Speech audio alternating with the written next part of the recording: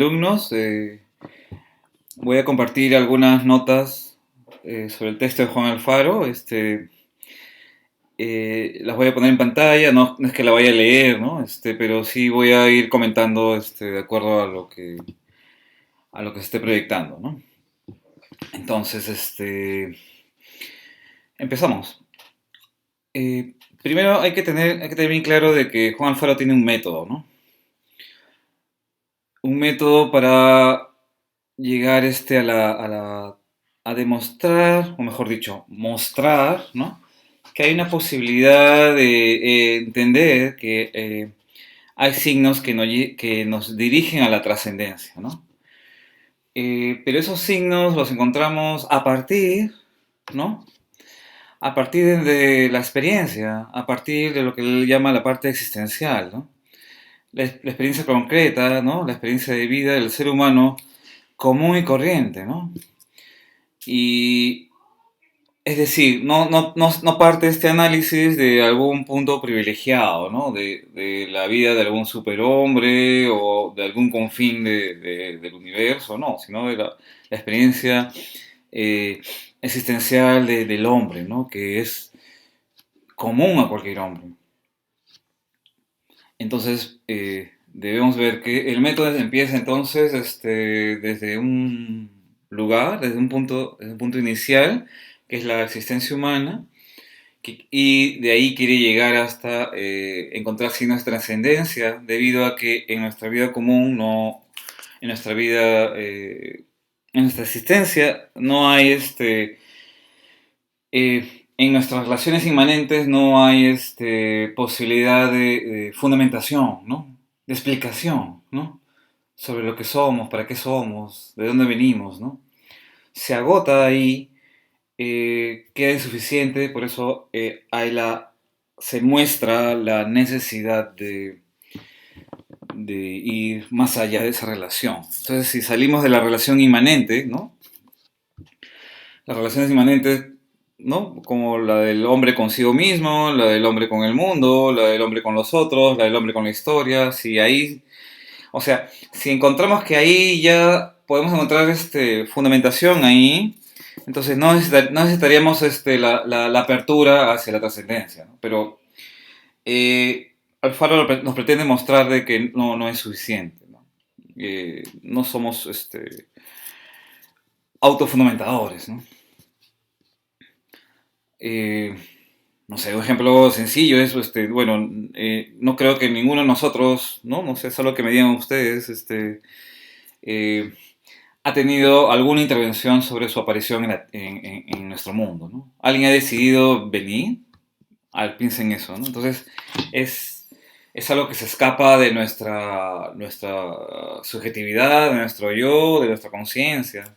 Es algo que se escapa, ¿no? Entonces, por ahí hay una apertura, ¿no? Y hay varias aperturas ahí que es la que va a ir mostrando Alfaro, ¿no? Entonces, entonces seguimos. El método, bueno, a veces hay palabras un poco complicadas, que tienen que ver con la tradición filosófica, pero finalmente, si ponemos ejemplos sencillos, tal vez no lo son, ¿no? El método entonces es existencial, por el punto de partida, ¿no? El punto de partida, la existencia, la vida del ser humano común, ¿no? O sea, esto de que el ser humano se pregunta, ¿no? Todo ser humano se pregunta, ¿no? Desde un bebé, ¿no? Entonces son cosas que son parte de nuestra estructura y eso se va a analizar. ¿Qué se analiza ahí? Se analiza primero lo que aparece, ¿no? Lo que aparece en filosofía se llama el fenómeno. El fenómeno es lo que se aparece ante nosotros, ¿no? Pero tras lo que aparece ante nosotros tenemos que ir a buscar qué fundamentos hay atrás de eso que aparece, ¿no? Me explico, por ejemplo, cuando hacemos un acto, por ejemplo, de caminar hacia el paradero de bus, ¿no? Por ejemplo, el caminar, ¿no? Eso es lo que se nos aparece. O sea, nosotros como, digamos, observadores externos vemos a alguien que va al paradero de bus, ¿no? Entonces, pero se nos aparece eso, pero podemos ir analizando qué hay atrás de eso, ¿no? Por ejemplo, podemos eh, pensar que tras esa decisión de ir al paradero de bus, esa decisión puede configurarse como una respuesta a una pregunta. ¿Qué pregunta es, por ejemplo, cómo voy a la universidad, ¿no? Bueno, en otras épocas, ¿no? Estamos hablando de otras épocas, ahorita no. Eh, ¿Cómo voy a la universidad? Eh, entonces, la respuesta es, por ejemplo, caminar, al bus, ¿no? Entonces, el ir al bus es una respuesta a una pregunta. Entonces, el método va así, ¿no? O sea, se analiza lo que aparece entre nosotros, por ejemplo, el que hayas decidido caminar hacia el bus, pero atrás de eso hay otra cosa. Por ejemplo, la respuesta a una pregunta. Eso, por ejemplo, lo que toma Alfaro como parte de nuestra constitución, ¿no? El preguntar y que todos nuestros actos, todos, el de conocer, el de actuar, el de planificar, cualquiera, se puede interpretar sin ninguna contradicción, o sea, pueden ser pensados como respuestas a preguntas, ¿no? Entonces, este es básicamente el método, ¿no? Existencial, a partir de la existencia humana, del común, a partir de lo que se aparece, y a partir de lo que aparece, buscar los signos de trascendencia, los signos de apertura que hace que lo que veíamos como relación inmanente, tal vez fundante, veamos que no lo es, ¿no? Que es insuficiente. Cuando hacemos preguntas suficientemente honestas, ¿no? Y como dice también Alfaro, con cierta radicalidad, ¿no? Con la idea de ir a la raíz, ¿no? Bueno, todo esto es para encontrar una respuesta a la pregunta de quién es uno, ¿no? ¿Qué es el hombre en general? Que empieza con ¿quién soy yo, no? Y esa pregunta se puede contestar también es ¿de dónde vienes? ¿Hacia dónde vas? ¿Cuál es tu camino? ¿Cuál es tu sentido? ¿Cuál es la orientación que le das a tu vida, ¿no? Entonces esto de la cuestión y sentido tienen que ver con esa gran pregunta, ¿no? Eh, la cuestión y sentido están enraizadas en la actividad más honda del hombre, que es parte de una estructura ontológica, una estructura del ser, que es preguntar y buscar, ¿no? Lo tenemos ahí como constitutivos. El hombre pone en cuestión toda la realidad que lo circunda. Todo para él es cuestionable, incluso él mismo. Pero ojo con esto, no quiere decir que en nuestra vida cotidiana estamos totalmente cuestionando todo, sobre todo de manera radical, ¿no? O sea, no es que cuando vamos a tomar el bus me pregunto quién soy yo, nada, ¿no? Pero igual, no hacemos las grandes preguntas con esa radicalidad, pero igual está la pregunta, ¿no? Como mencioné, ¿no? ¿Cómo llego a la universidad? Es una pregunta y mi actuar siempre es una respuesta a una pregunta. Entonces, eso de preguntar está presente ahí, está pegado a mi yo, ¿no? Es parte de mí, ¿no? Es constitutivo, ¿no? El conocer, decidir y hacer del hombre supone la función ontológicamente previa del cuestionar, ¿no? O sea, toda acción tiene algo, tiene un presupuesto, ¿no? O sea, algo que está atrás, ¿no? Que es el preguntar, ¿no? Eso es lo que esto es como un resumen de lo que hemos estado diciendo, ¿no? Por ejemplo, si yo actúo de la manera de comprender, ¿no? O sea, cuando aprendo algo, etcétera, hay algo previo, ¿no? Para comprender necesitas preguntarte previamente, ¿qué es esto? Cuando tú decides algo, lo que sea, voy o no voy al Zoom, hago la tarea o no, la pregunta previa es, ¿qué debo hacer? ¿No? Eh, cuando yo, bueno, acá en verdad es planear, cuando yo planeo algo, una pregunta que está atrás puede ser, ¿qué puedo esperar, ¿no? De mi vida? Y bueno, en general hay la posibilidad innumerable de preguntas que se pueden hacer, ¿no? Eh, pero no es que todas se puedan contestar, ni que realmente se tenga claridad en esto, ¿no? Pero lo que se necesita es hacer las preguntas de manera honesta y de manera auténtica, ¿no? Para poder tener más claridad con respecto al sentido de nuestra vida, ¿no? Algo particular también sobre esto es que cuando, ¿no? Yo pregunto, por ejemplo, ¿qué es lo que estoy viendo ahorita? Una computadora y un screen, ¿no? Ya. Entonces, pregunto sobre algo, pregunto sobre un objeto del mundo, ¿no? Pero cuando la pregunta es sobre mí mismo, cuando pregunto quién soy yo, eh, entonces aquí el cuestionante y el cuestionado y lo cuestionado son idénticos, ¿no? Entonces, aquí ya no hay una relación de mera objetividad, ¿no? O sea, tú con un objeto, ¿no? Tú con tu celular, tú con la puerta, tú con tu desayuno, hay una relación de objetividad, ¿no? Sujeto-objeto. En cambio aquí ya no sucede eso, ¿no? Aquí la relación es de sujeto-sujeto.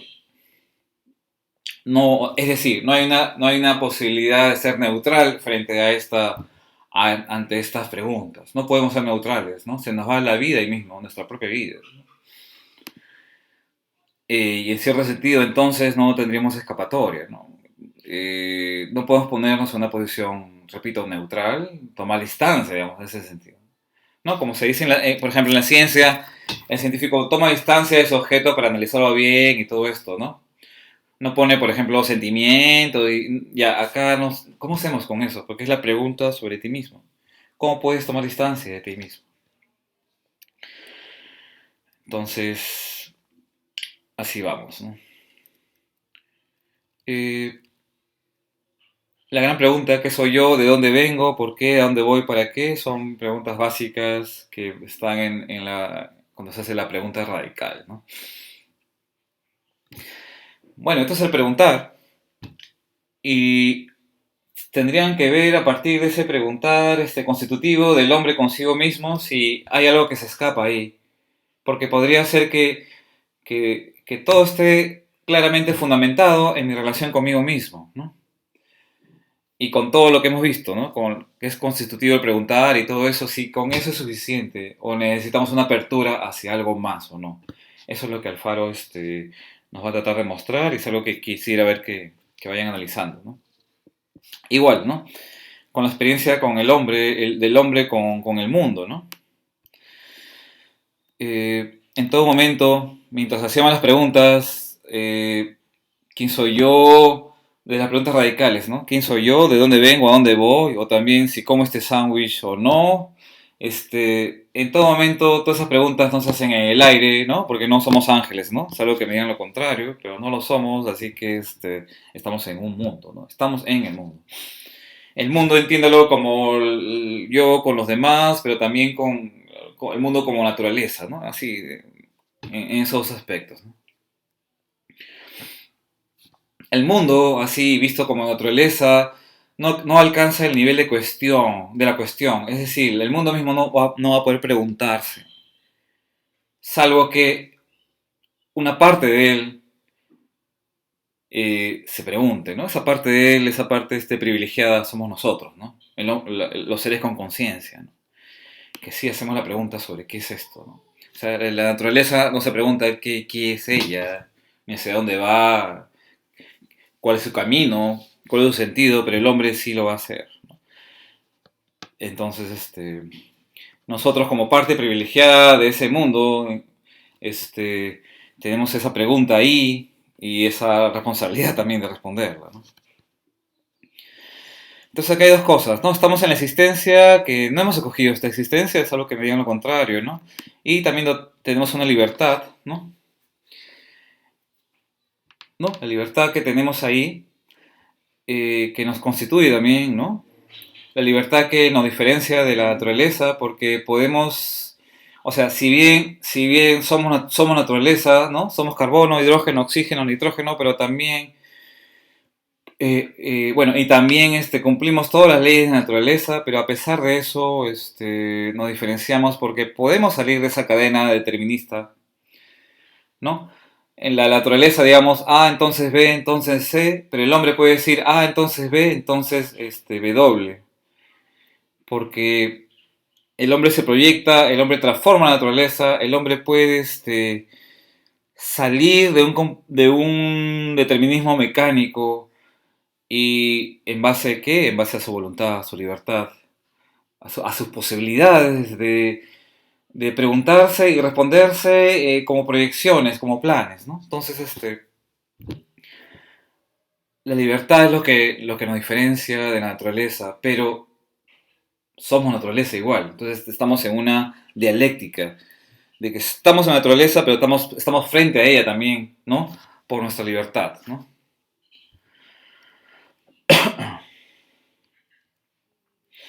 Estamos permanentemente proyectados hacia lo porvenir, ¿no? Ok, vamos. Mi intención tampoco no es hacer un video tan largo, ¿no? Para poder manejar mejor esto. Eh, Sentido, ¿no? Camino. No sé, ustedes, científicos, ingenieros, imagínense, no sé, pues un vector que tiene un ángulo, una dirección, ¿no? ¿Hacia dónde va? ¿Cuánto contenido tengo, ¿no? El módulo, la dirección. Me indica hacia dónde. Eso también necesitamos, ¿no? Imagínense si no tuviéramos una dirección, ¿no? ¿Cómo sería nuestra vida? Si no tuviéramos un propósito, aunque sea pequeño, ¿cómo sería nuestra vida? Entonces parece que es constitutivo en nosotros también proyectarnos, ¿no? Y en ese proyectarnos está la idea del sentido, ¿no? Orientación, ¿no? Y aquí, bueno, Alfaro nos dice que hay algo constitutivo ahí. Tenemos, así como el preguntar, que parece que es ontológicamente previo a cualquier acción, nosotros tenemos como previo a todo dar sentido, tenemos el tener sentido, si no es redundante, ¿no? O sea, lo tenemos ya. Eh, Estructuralmente tenemos, por eso tenemos, lo tenemos ahí, por eso de ahí parte la necesidad de dar sentido a lo demás, ¿no? Si no tuviéramos esa necesidad, tal vez eso es porque no tenemos estructuralmente el sentido en nosotros, ¿no? Entonces eso es lo que sostiene el faro, ¿no? Eh, Damos sentido a nuestras acciones y a las cosas del mundo porque somos personas con sentido. Entonces, ¿qué tenemos nosotros? Tenemos, somos personas con el preguntar en nosotros como constitutivos, tenemos a la libertad como constitutiva y tenemos relacionada a ella también el sentido, ¿no? Tenemos sentido como cosa previa para poder darlo. ¿Sí? A ver, seguimos. En todo acto, a ver, en todo acto ya dijimos que está la idea de una respuesta a una pregunta. Entonces la pregunta como cosa previa a todo actuar. Pero mientras preguntamos, ¿no? Mientras decidimos, mientras hacemos, siempre está un yo que pregunta, ¿no? O sea, cuando yo camino, no, perdón, cuando decido caminar, yo camino. Cuando pregunto, es un yo que pregunta, ¿no? Cuando decido, es yo decido. El yo está ahí, aunque no lo pongamos, ¿no? Aunque no lo pongamos ahí, pero está presente, está implícito. Eso es importante. Eh, mi yo acompaña todas mis preguntas, acompaña todo el caminar del sentido, ¿no? O sea, y entonces se repite esto de que ante esta pregunta del sentido no puedo caer no puedo caer en una posición objetiva ajena, porque el preguntar en el preguntar está el yo presente en todo momento.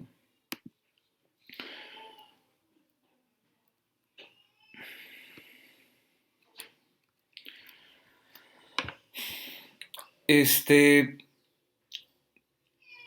bueno, en general, ¿no? Por ejemplo, en la parte de la persona que es interpelada por sí misma y que no puede tomar una posición objetiva. eh, en el texto se nos muestra que esta posición no es autofundante, ¿no? Eh, el preguntar en su radicalidad finalmente se refiere a algo más allá de sí mismo, ¿no? Este preguntar por el sentido trasciende, ¿no? Nuestra inmanencia entre mi yo conmigo mismo, ¿no? Se agota, ¿no? Es algo que invito a que revisen el texto, ¿no? Y que también se vea para los demás campos, ¿no? Como mi relación hombre-mundo y relación hombre-historia, ¿no? Por ejemplo, que es algo que vamos a tener que ver en lo que les he pedido, ¿no? Bueno, creo que también es importante decir esto. Todo esto finalmente no es una demostración. A nadie se le puede demostrar que las cosas son así, que todo lo que hemos dicho no es una demostración. El método no implica una demostración, ¿no? Como se demuestran las leyes físicas o como se demuestra un teorema matemático. No, solamente es una mostración. Se muestra de que la posibilidad de trascendencia puede ser entendible. Puedes acceder a ese camino, digamos. O sea, no es la imaginación demencial de alguien perturbado, ¿no? Que cree esas cosas. No, o sea, se muestra que a partir de nuestra propia existencia podemos mostrar que hay signos que nos llevan a la apertura hacia lo trascendente, ¿no? Y eso es lo que quiero que hagan, por favor, ¿no? En la tarea encomendada. Muchas gracias.